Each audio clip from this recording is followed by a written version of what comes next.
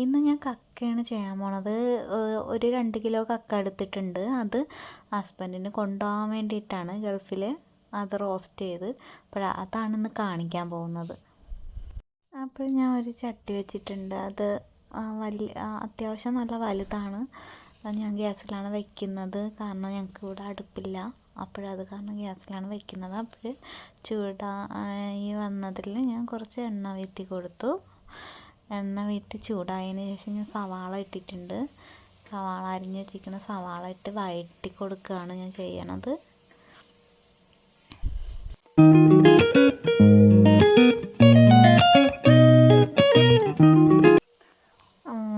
വഴറ്റിയ സവാളയിൽ ഞാൻ കുറച്ച് ഉപ്പിട്ട് കൊടുത്തിട്ടുണ്ട്. അപ്പോൾ കുറച്ചുകൂടെ നന്നായിട്ട് വഴണ്ട് വരും. അത് കഴിഞ്ഞിട്ട് ഞാൻ ഇഞ്ചി വെളുത്തുള്ളി ചതച്ച് വെച്ചിരിക്കുന്നതാണ് ഇട്ട് കൊടുക്കുന്നത്. നന്നായി അത്യാവശ്യം ഇട്ട് കൊടുത്തിട്ടുണ്ട്. ഇതിൽ കാണുമ്പോൾ കുറവാണെങ്കിലും അത്യാവശ്യം ഉണ്ട്. അങ്ങനെ ഇട്ട് കൊടുത്താൽ അതും കൂടെ ആയിട്ട് മിക്സ് ചെയ്താണ് എടുക്കുന്നത്.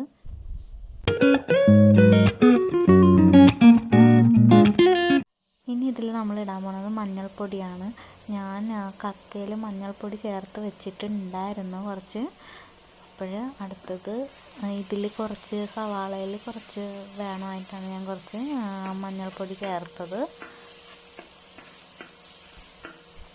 അപ്പോൾ അതും നന്നായിട്ട് മിക്സ് ചെയ്ത് വഴറ്റി നന്നായിട്ട് ഇത്തിരി വഴണ്ട് വരണം.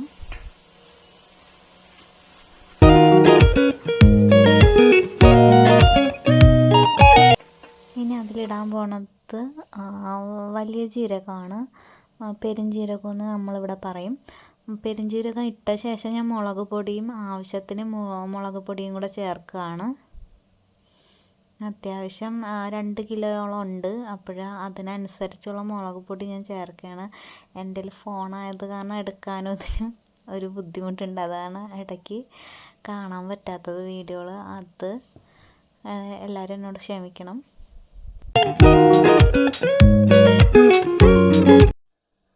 അത്യാവശ്യം വഴണ്ട് വന്നിട്ടുണ്ട്. അപ്പോൾ ഞാൻ ഇതിലോട്ട് അല്പം തേങ്ങ കൂടി ചേർക്കാൻ പോവാണ്.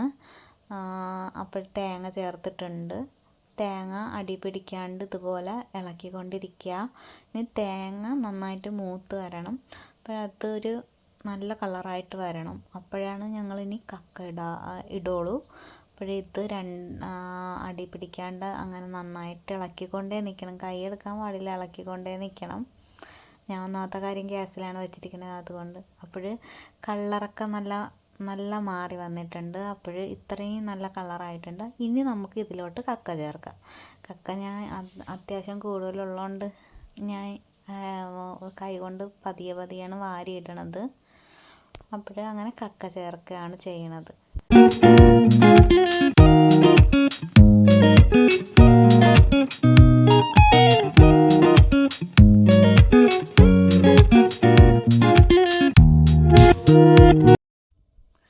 അപ്പോൾ ഞാൻ കക്ക ഇട്ട് കഴിഞ്ഞ് ഞാൻ ഒരു തവണ കക്ക ഇട്ടിട്ട് ഇളക്കി കൊടുത്തു. എന്നിട്ട് വീണ്ടും ബാക്കി കക്കയും കൂടി ഇട്ട് കൊടുക്കുകയാണ് ചെയ്യുന്നത്.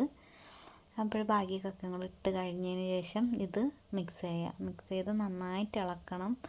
അത്യാവശ്യം ഒരുപാട് നേരം ഇളക്കണം. നമ്മൾ കൈയെടുക്കാൻ പാടില്ല ഇടയ്ക്ക്, എങ്കിൽ അടി പിടിക്കും. അത് കാരണം നമ്മൾ നന്നായിട്ട് ഇളക്കിക്കൊണ്ടേയിരിക്കണം. ഇത് ഇട്ട് കഴിഞ്ഞിട്ടില്ല കേട്ടോ കക്ക. അത്യാവശ്യം ഏറെ ഉണ്ട് കക്ക.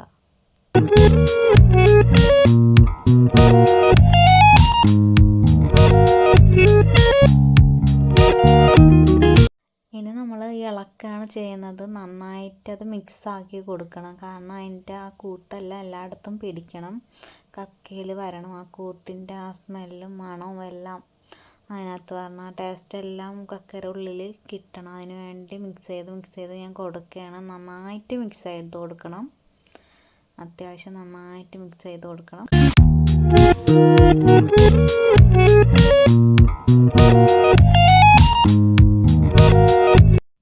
അങ്ങനെ ഇതുവരെ എത്തിയിട്ടുണ്ട്.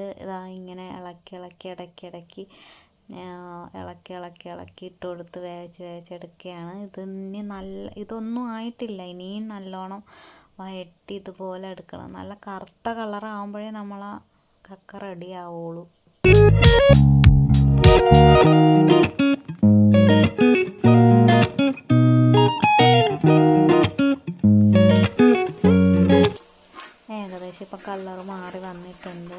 ഏകദേശം ആയിട്ടുണ്ട്. അങ്ങനെ ഞാൻ നിർത്താതെ അങ്ങനെ വീണ്ടും വീണ്ടും ഇളക്കിക്കൊണ്ടിരിക്കുകയാണ്. നല്ല പണിയുള്ള സാധനമാണ്. കുറച്ചധികം ഉണ്ട്.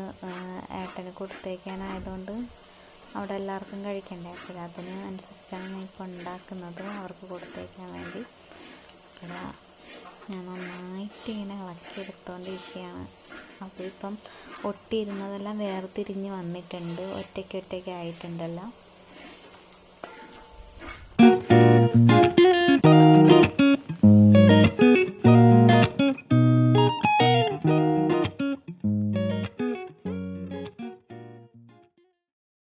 അപ്പോൾ നമ്മൾ കക്ക ഏകദേശം റെഡി ആയിക്കൊണ്ടിരിക്കുകയാണ്. ഏകദേശം 3/4 ഭാഗത്തോളം റെഡി ആയിട്ടുണ്ട് നമ്മളെ കക്ക.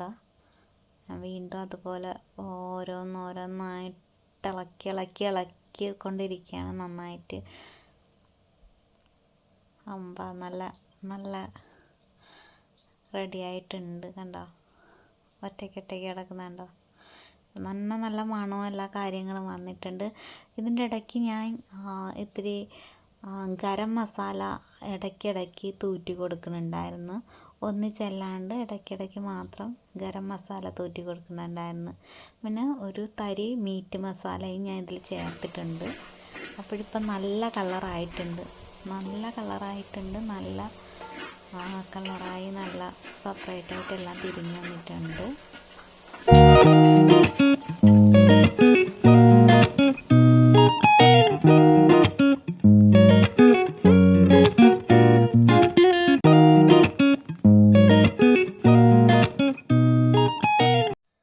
അങ്ങനെ നമ്മളെ കക്ക റെഡി ആയിട്ടുണ്ട്. ഇവിടെ ഇതാണ് കക്കയുടെ കറക്റ്റ് വേവ്. അത് അത്യാവശ്യം നല്ലോണം ആയിട്ടുണ്ട്. എന്നാൽ ഒരുപാട് മൊരിഞ്ഞ് പോയിട്ടുമില്ല. പക്ഷേ ഇതാണ് കറക്റ്റ്. ഇപ്പം നിങ്ങൾക്ക് ഇങ്ങനെ കാണുമ്പോഴും ഇഷ്ടമായോ? ഇതൊക്കെ ഇവിടെ ഫ്രഷോടെ തന്നെ കിട്ടിയ സാധനമാണ്. നല്ല ടേസ്റ്റാണ്. കക്ക കഴിക്കാത്തവരെല്ലാവരും വാങ്ങി ഇതണക്ക് വെച്ച് റെഡിയാക്കി കഴിച്ച് നോക്കുക. നല്ല ടേസ്റ്റാണ് കക്ക. ഞാൻ ഏട്ടൻ്റെ വീട്ടിൽ വന്നതിന് ശേഷം ഇത് കഴിക്കുന്നത്. എനിക്ക് ഭയങ്കര ഇഷ്ടമുള്ള സാധനമാണിത്.